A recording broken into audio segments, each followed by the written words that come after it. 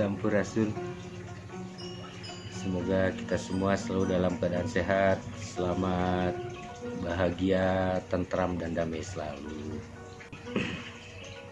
Kali ini saya akan bercerita, berbagi cerita tentang bagaimana manusia yang beragama dan manusia yang sedang belajar agama. Ini tentu ada perbedaan. Manusia yang sedang belajar agama, dia akan sibuk dengan persoalan literasi. Dia menjadi seorang yang sedang menggali, menghafal, kemudian mengingat apa-apa yang tertulis di dalam kitab-kitabnya. Nah, kitab-kitab ini tuh sebetulnya ibarat peta perjalanan. Misalnya dari Bandung mau ke Jakarta. Dengan melihat peta bukan berarti kita sudah sampai di Jakarta. Kemudian banyak hal-hal tertentu di situ yang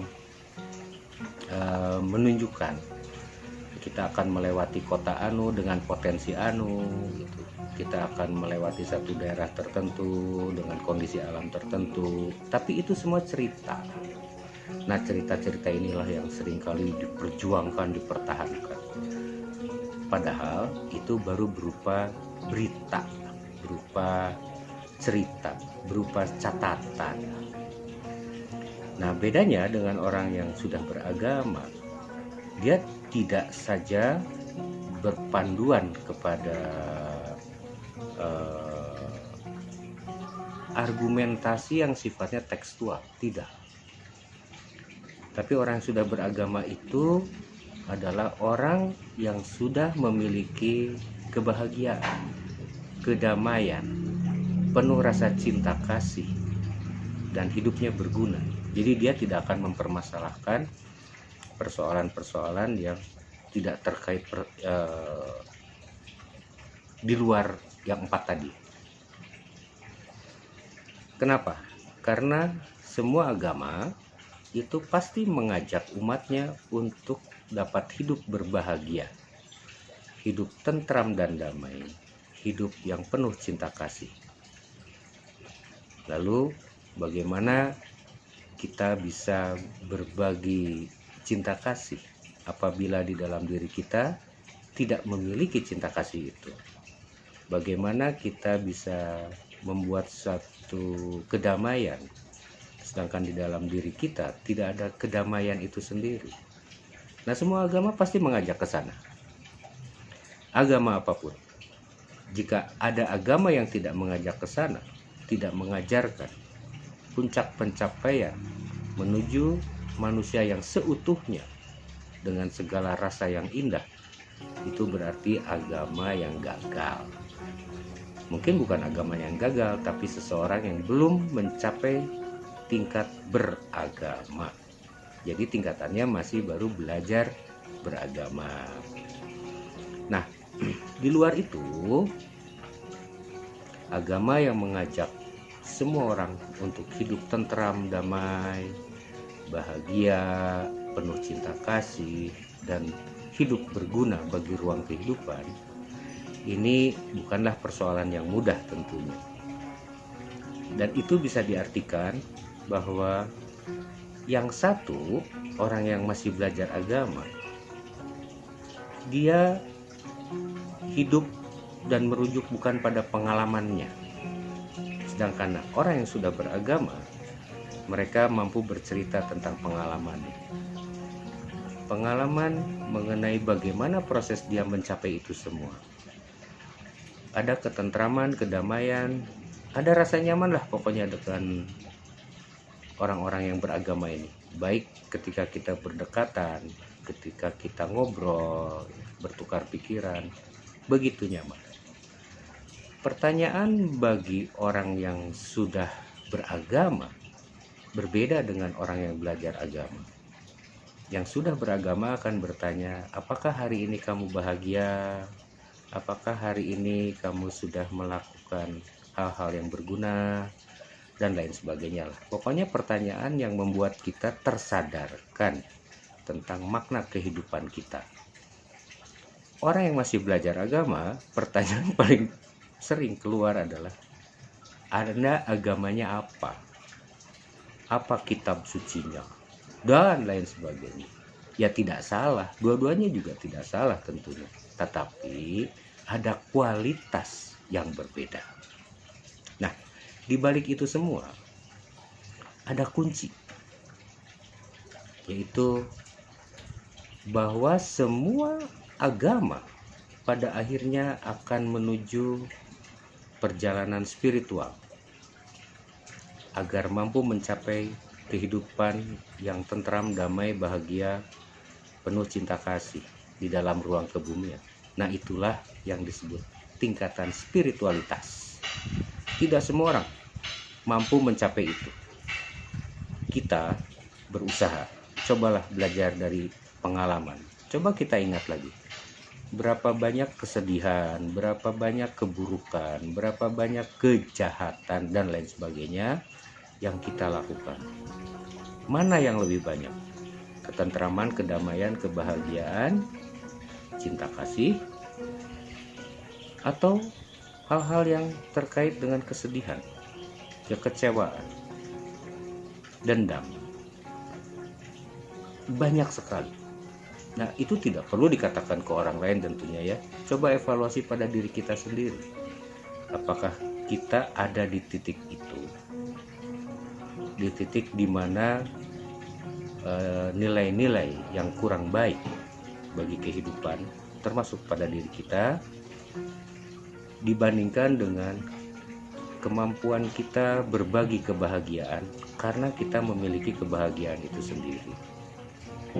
Nah, alam semesta ini merupakan sebuah ruang gelombang, ruang frekuensi, dan kita adalah transmitter yang mengirimkan frekuensi itu. Ambil contoh sederhana, bagaimana kita memainkan frekuensi, bermain dalam frekuensi. Yang pertama, cobalah kendalikan dulu nafas kita, sampai kita betul-betul memahami, baik itu secara fungsi maupun secara filosofi di dalam proses kita bernafas, mengendalikan, mengelola nafas. Yang kedua, digunakan untuk apa nafas kita itu? Kebaikankah atau keburukan? Atau sesuatu yang pantas di dalam ruang kehidupankah? Atau sesuatu yang tidak pantas di dalam ruang kehidupan? Nah, ini kita lakukan. Nafas perlahan dengan penuh kesadaran. Tarik, tahan sebentar, lalu buang. Yang kedua, ketika kita menarik nafas dan menahannya, coba sampaikan dalam bentuk kata. Jangan yang rumit kata-kata, yang sederhana saja. Tentu di dalam hati kita. Setelah kata-kata itu keluar, bayangkan apa yang menjadi bentukan dari kata-kata kita. Misalnya, kalau kita mengatakan motor, maka di kepala kita harus jelas motornya itu motor apa dan seperti apa. Contohnya seperti itu. Atau misalnya tarik nafas, kita bilang, katakan baso, lalu bayangkan baso di dalam kepala kita. Setelah terbayang, terbentuk, lalu lepaskan. Nah, yang jadi pertanyaan, kenapa itu bisa dijadikan sebuah alat, sebuah metode? Karena di dalam ruang yang begitu besar, di dalam ruang semesta ini, merupakan sebuah ruang energi tanpa batas, merupakan sebuah ruang frekuensi, dan kita memiliki hak dan boleh menggunakannya. Itu pun bisa dikirimkan untuk orang lain, untuk si A, si B, si C, yang nantinya kita sebut sebagai A. Jadi kalau seseorang biasanya suka minta didoakan ya pada kita, doakan saya ingin apa, doakan saya akan melaksanakan apa gitu dan seterusnya. Tidak lama kok ketika seseorang meminta untuk didoakan, kita hanya tinggal menarik nafas, menahan, mengatakan apa yang kita inginkan, ya tentu dari si pemesan doa itu, lalu ciptakan, setelah itu lepaskan melalui nafas kita. Lalu apa yang terjadi? Karena keluar dari pernafasan kita itu isinya adalah cairan, isinya adalah air, dan ruang kehidupan kita ini terisi oleh air, dan air merupakan bagian dari proses penghantaran listrik dan proses perekaman data. Maka ketika dia keluar, dia akan diterima oleh semesta, oleh sebuah ruang yang maha. Nah, daya inilah nanti yang akan mempengaruhi dan mewarnai ruang semesta. Kenapa Anda selalu gagal? Karena Anda tidak pernah percaya dengan hal itu, tidak meyakininya. Kadang-kadang kita tarik, atau bahkan tidak dengan sebuah pernapasan, kita hanya berdoa biasa, tapi berdoa hanya meminta, tapi tidak ada gambarnya, tidak ada kata-katanya, tidak ada gambarnya atau ciptaannya. Nah, coba itu dilakukan, karena semesta ini sudah siap untuk memberikan apa yang dibutuhkan oleh manusia. Jadilah manusia yang murah dalam mendoakan, karena itu bagian dari pelatihan terhadap nurani kita, rasa simpati kita, bahkan empati kita terhadap orang yang minta doa kepada kita.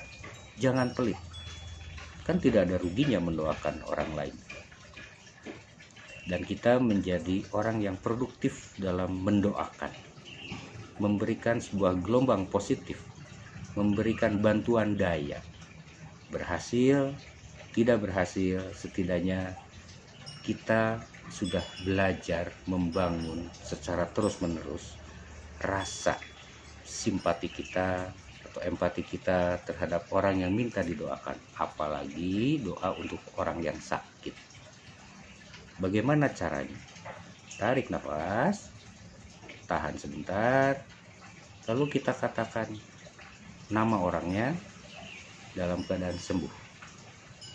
Jadi sebutkan saja, misalnya si A sembuh, lalu bayangkan si A sedang berlari, tersenyum, gembira. Setelah itu lepaskan, baru buang. Sesederhana itu. Terjadi atau tidak terjadi, saya yakin semua manusia punya masalah, pun diri kita punya masalah, termasuk saya juga. Masalahnya tidak lebih kecil dari Anda. Tapi cobalah melatih untuk menjadi seorang sang sewaka dharma. Apa itu sewaka dharma? Orang yang mengabdikan diri kepada kebaikan, orang yang melayani kebaikan. Nah, coba seperti itu agar satu, ruang semesta di sekitar kita menjadi penuh dengan rasa cinta kasih, penuh dengan kedamaian. Sebaliknya, diri kita menjadi orang yang terlatih, berjiwa besar, berjiwa mulia, berjiwa agung. Orang yang punya rasa, orang yang mampu mengasah rasa pada dirinya hingga dia memiliki perasaan yang luar biasa indah. Semoga apa yang saya sampaikan bisa berguna untuk kita semua selaku manusia yang terus mencari titik terang untuk mencapai kebahagiaan, kedamaian, ketentraman, memiliki cinta kasih kepada sesama, baik kepada yang terlihat maupun kepada yang tidak terlihat, selaku sesama penghuni alam semesta ini. Semoga berguna. Terima kasih. Sehat, selamat, sejahtera, dan bahagia selalu. Rahayu, rahayu, rahayu.